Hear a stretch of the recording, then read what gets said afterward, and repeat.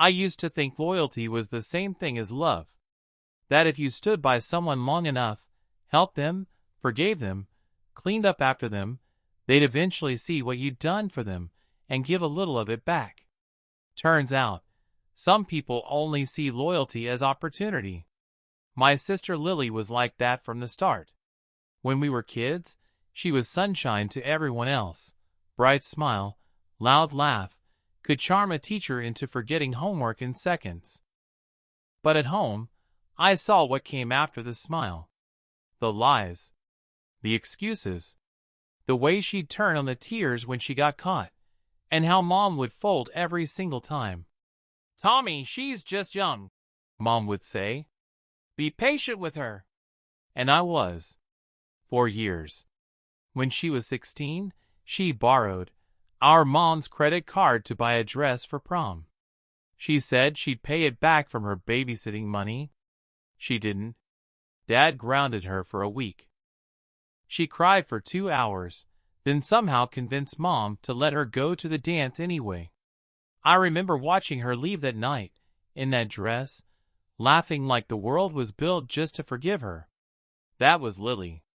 Always forgiven. Always somebody else's problem. I was 3 years older. Graduated high school, started working at a warehouse, stayed local. I didn't have big dreams, just wanted steady work, my own space, a quiet life. She called me boring. I called her a ticking bomb. By 23, she'd already moved through 3 cities, 2 boyfriends, and about a dozen big opportunities. She'd call at midnight, "Tommy, can you send me 200 just till Friday?" I always did. Because that's what family does, right? It wasn't until after our parents passed that I realized how deep the imbalance went. Mom died first, quick and unfair. Cancer. Dad followed 2 years later. Heart failure, they said, but I think it was grief. Lily came home for both funerals, looking perfect. She didn't cry much, but she hugged people like she was starring in a movie. After the second funeral, when the lawyer read the will, we found out Mom had left the house to both of us. Lily smiled like she'd just won something. "You can have my half," she said after. "I need cash more than a house." So I bought her out, overpaid, even, because it felt wrong to bargain with family. She thanked me with a hug and said, "You're the only one who's ever looked out for me." That was 5 years ago. The last time she ever told me the truth. After that, I built a routine. Work, home, sleep. No chaos, no surprises. I didn't even mind the loneliness. Quiet felt clean. Lily, though, she couldn't live quiet.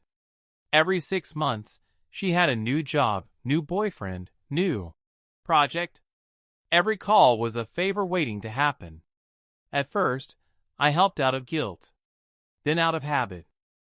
By the time I learned to say no, she'd already found new ways to take without asking. But even then, I never imagined she'd take my life apart piece by piece. The first warning came one Tuesday morning. I was pouring coffee before work when the phone rang, an unknown number. I almost ignored it, but something made me answer. "Mr. Carter?" a woman said. "We're calling about your past due payment." "My what?" She read out my name, address, and date of birth. "Your personal loan," she said. "You're 3 months behind." I told her she had the wrong man. She double-checked, then said the words that made my stomach drop. "Our records show your signature on file." I hung up before she finished. At lunch, I checked my email. There it was, a message from a lender I'd never used. Subject line, payment reminder. Attached was a loan contract. $30,000. My name. My address. My signature. But I'd never seen it before. That night, I sat at my kitchen table staring at the printout. The handwriting looked like mine, but not quite. Someone had practiced. And I knew only one person who'd ever needed my ID. I found the old message, an email from 2 years back when Lily needed help verifying income for an apartment. I'd sent her a copy of my driver's license so she could use it for reference. Back then, I thought nothing of it. She was my sister. Now it made me sick. I called her. She answered on the second ring, voice all sugar. "Hey! What's up? Did you take a loan in my name?" I said. She hesitated just long enough to tell me everything I needed to know. "What?" "No. Why would you even think that?" "Because I got a call from a lender," I said. "They have my name. My signature." She laughed, a sharp, nervous sound. "Okay, fine. I might have used your info to get approved, but I was gonna pay it back. You've got great credit. It was just temporary." $30,000 isn't temporary. You're overreacting. That was the last word she said before I hung up. I went to the police the next morning. The officer at the desk looked half asleep. "Sounds like identity theft," he said. "You can file online." I asked what happens next. He shrugged. "You'll get a case number." That was it. $30,000 of fraud, and the solution was a website form. I drove home in silence, gripping the wheel so tight my hands ached. That night, I checked my credit report. There weren't just 1 or 2 accounts, there were 4. 2 personal loans, 2 credit cards, all opened in the past 6 months. She'd been doing this for a while. I called her again. This time she didn't answer, but I kept calling until she picked up. "Tommy, stop! You're making a big deal out of nothing." "Nothing? They're trying to garnish my wages. It'll be fine. I'll fix it. You said that when you took Mom's card." "When you borrowed rent money? You never fix anything, Lily. You just move on. Don't talk to me like that," she snapped. "You've always thought you were better than me." I said nothing, because maybe I was. That night, I realized something broke between us, something that wouldn't ever heal. I used to see her as family. Now I just saw her as a thief with my last name. I sat there, staring at the loan papers, and made myself a promise. I wasn't going to let her bury me. Not this time. After that phone call, my life stopped feeling like mine. Every morning, I woke up to a new message from a number I didn't recognize. Every envelope in the mailbox was a demand. I didn't even have to open them anymore. I could tell by the weight of the paper that it wasn't good news. The first one said notice of collection. The next said final warning. The third was a court notice. I went from being a man with a stable life to a ghost chasing his own name. The worst part wasn't even the money. It was the shame. Try explaining to your boss that your own sister stole your identity. Try sitting in HR while they talk about wage garnishment and look at you like you're some kind of criminal. I told them it was a mistake. They said they'd look into it. A week later, they cut my hours. The world doesn't stop for your crisis. It just quietly pushes you to the side. I stopped sleeping. I'd sit at the kitchen table until dawn, surrounded by letters and emails, printing everything, making notes, trying to untangle the mess. I made a binder, blue plastic cover, tabs for each loan. I labeled every page with dates and reference numbers. I thought if I could organize it, I could control it. But you can't organize betrayal. I check my credit report daily. New balances. Late fees. My score dropped from the high 700s to the low 500s in weeks. That number, it was like watching my life decay in real time. And then, one day, I got the letter that broke me. The mortgage company. Due to recent changes in your credit profile, your loan terms have been reassessed. Higher interest. Higher payments. No explanation needed. It was Lily. She'd infected everything. I called her again. Voicemail. I texted, "You're destroying me." She replied 10 minutes later, "You're so dramatic." I said I'd fix it. That's when I realized she didn't even understand what she'd done. To her, it was just another mess that someone else would clean up. I decided right then that she wasn't going to be my problem anymore. But I wasn't ready for revenge. Not yet. I was too tired. For the next few months, I tried to repair what I could. I met with a fraud investigator, a quiet man with a tired face. He told me most people never see justice. "Family cases," he said, "are the worst. No one wants to press charges on blood." "I do," I said.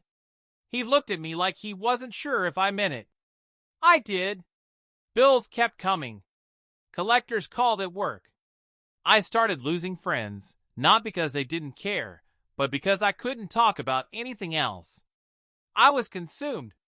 And through all of it, Lily stayed silent.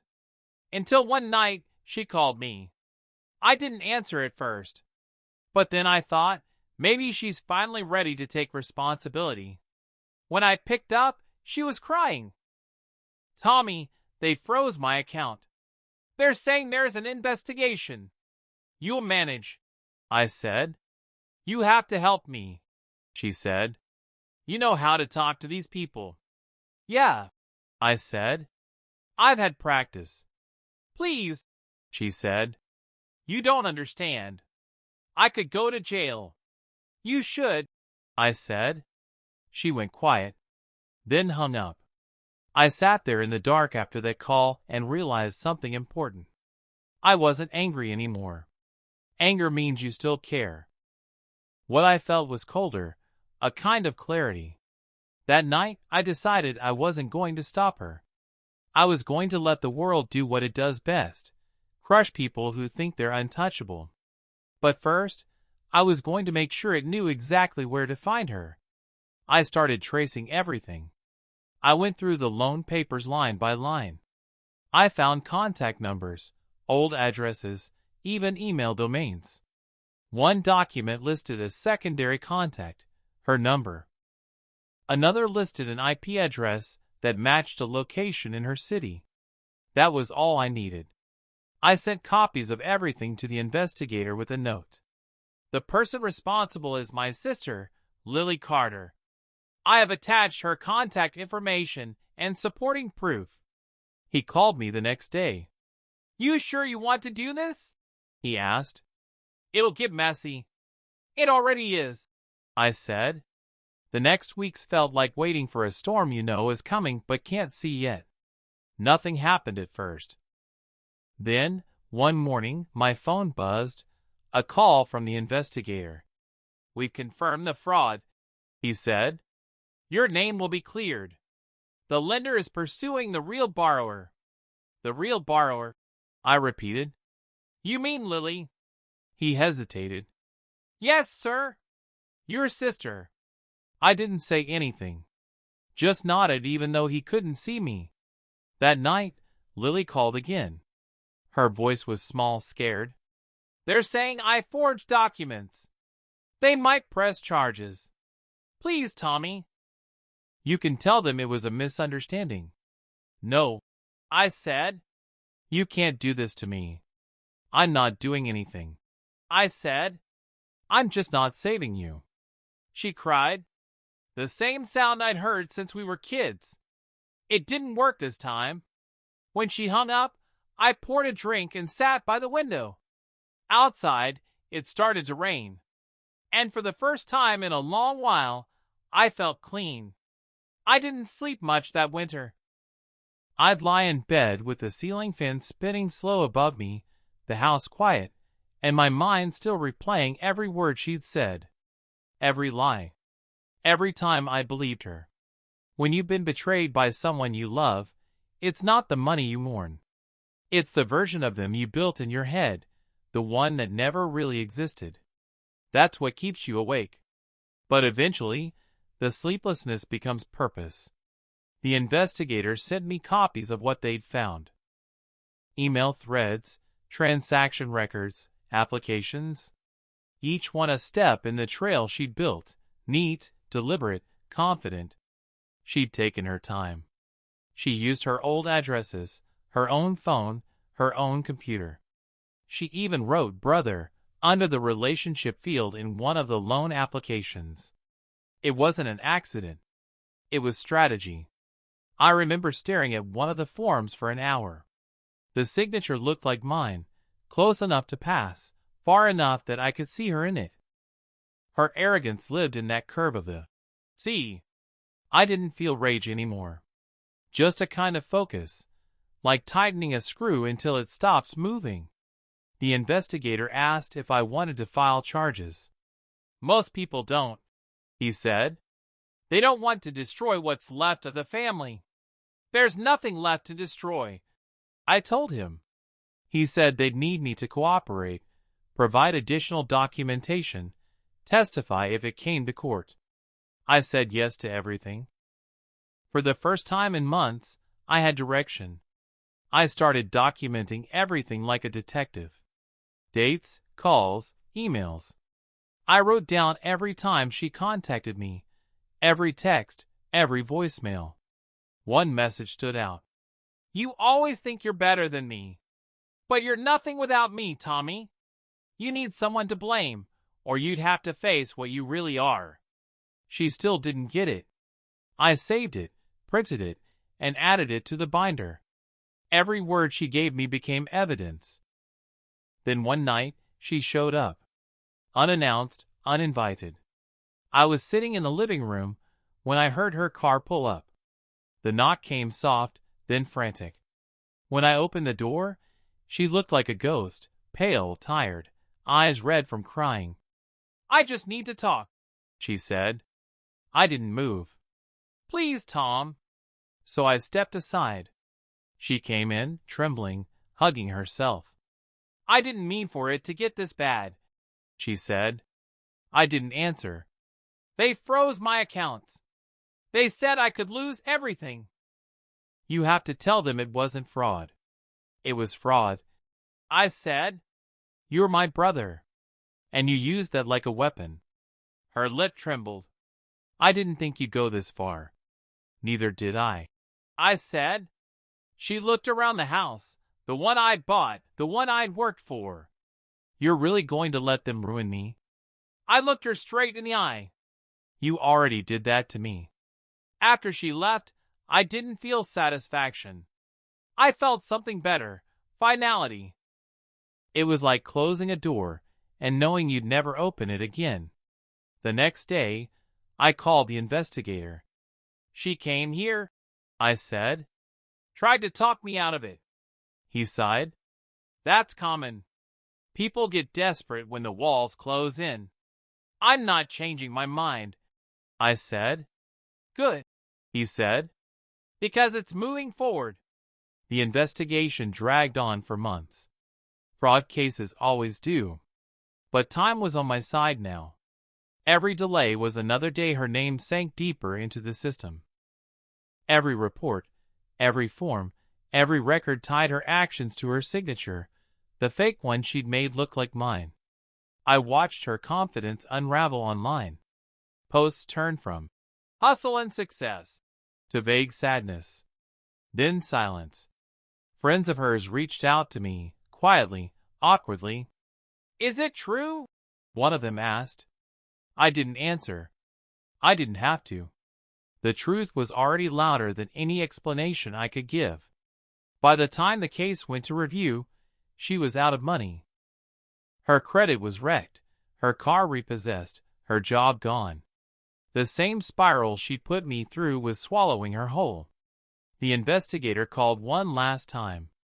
She's offered to settle, he said.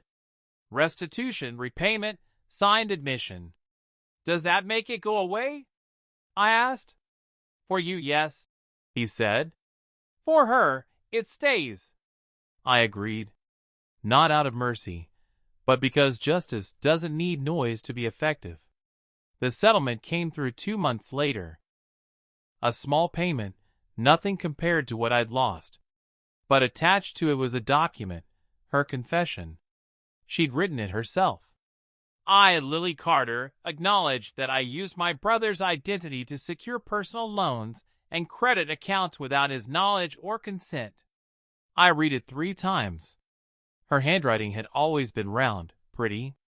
It looked different now, shaky, uneven. Like she'd finally met a version of herself she couldn't talk her way past. I signed the acceptance line. Not because I needed the money, but because I needed closure. That night, I opened the drawer where I kept all the letters and papers. I tore them one by one, slow, methodical. Each rip sounded like a release. When I was done, I poured myself a drink, went outside, and sat on the porch. The sky was clear for the first time in months.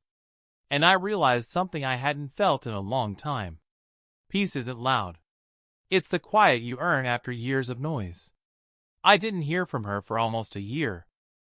By then, my life had started to look like mine again. The calls stopped. The letters stopped. The air in the house didn't feel heavy anymore. It's strange how you don't realize the weight of chaos until it's gone. Silence can feel like healing. I got a new job. Smaller paycheck, smaller team, but honest work. I didn't talk about what had happened. People at the new place just knew me as Tom. Not that guy with the fraud case. Not the man who got scammed by his sister. Just Tom. And that was enough. Sometimes on the drive home, I'd think about her. Not with anger. Just curiosity. Where do people like her go when there's nowhere left to run? Then one evening, I got my answer. It was late October. I came home from work, checked the mail. Among the usual junk was a plain white envelope, no return address. I almost threw it away, but it was handwritten, my name, neat but uneven. I knew that handwriting. Inside was a folded sheet of notebook paper. No greeting. Just one line. I'm sorry. I sold what I could. It won't make it right. Taped to the bottom was a money order. $500. I sat there a long time, just staring at it. It wasn't the money that mattered.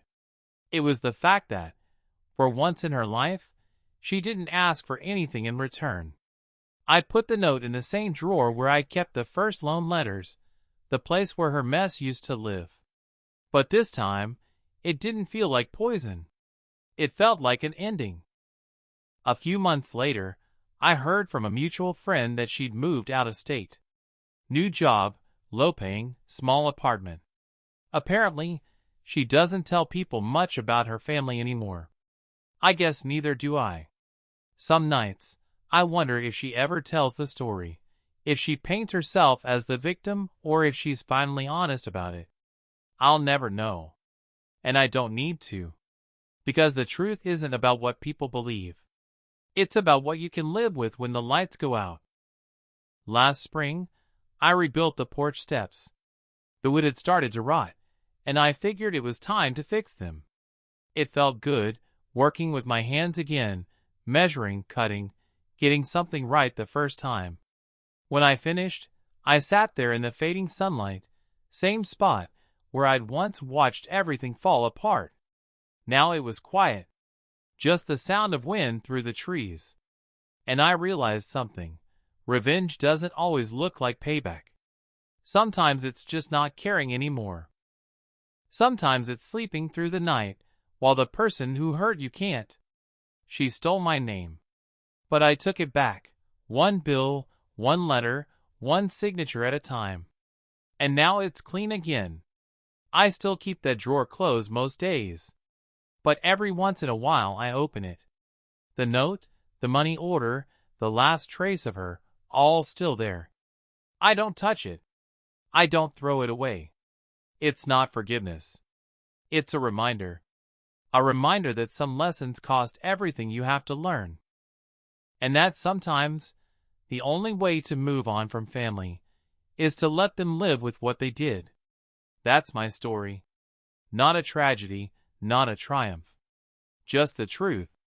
And the truth, once you stop running from it, is the best kind of revenge there is.